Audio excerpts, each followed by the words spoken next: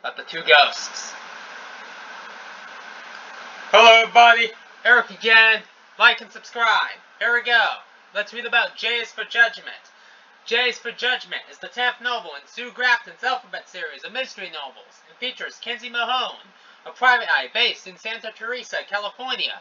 The novel is set in 1984 and features a significant development in Kenzie's personal backstory as she discovers that she has extensive family living in the Lompoc area.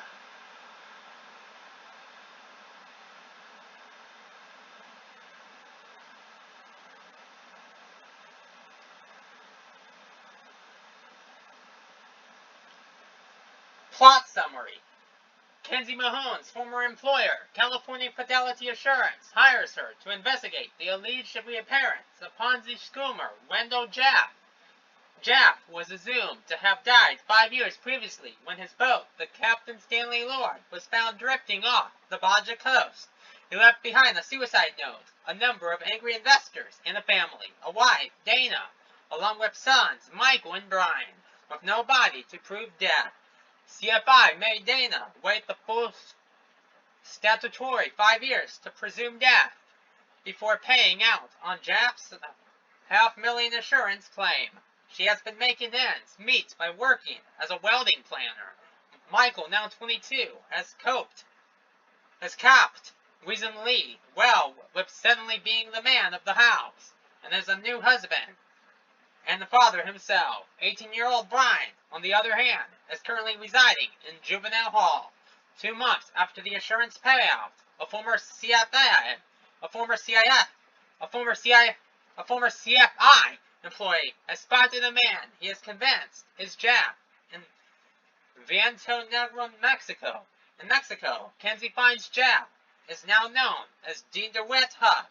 Huff/Jaff is traveling with a woman named Juanita Huff, who has a residence on the Crier in Perdido near Santa Teresa, as well as a boat of her own.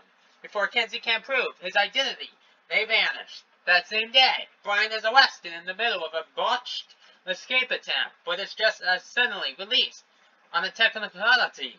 Kenzie is convinced Jaff arranged Brian's escape and is heading back to California to reconnect with his son.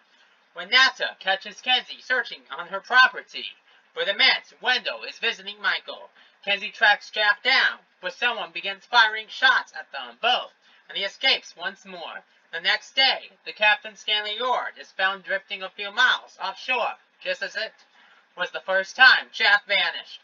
Kenzie has proved Jaff didn't die, and therefore the assurance money can be reclaimed from Dana. Though her job is done, Kenzie goes in search of the full story. She finds Brian, and also finds out from Jaff's former business partner, Carl Ackert, that there were $3 million from their fraudulent business scheme on board the missing boat. When Nata confesses that she killed Wendell, dumped his body at sea, and then set the Lord adrift, making her way back to shore in her own dinghy. She then wades out into the sea to kill herself, and Kenzie is unable to stop her. Jaff's body washes up on the shore, but Renata's never does, leaving Kenzie to wonder if, like her husband, she has managed to fake her own death. In a subplot, Kenzie discovers she has long-lost family living in nearby Lompoc. Her cousin, Liza, tells her the family scandal. Kenzie's mother was cut off from her family of marrying Kenzie's father. Kenzie has a guess that no one has tried to track her down in the 29 years since her parents were killed, and is resentful of any intrusion into her solitude at this late date. Characters: Kenzie Mahone, private investigator, who was asked to again work for the assurance company that severed ties months earlier. Reception: J is for Judgment was a New York Times bestseller and had an initial press run of nearly 500,000 copies. Bye for now.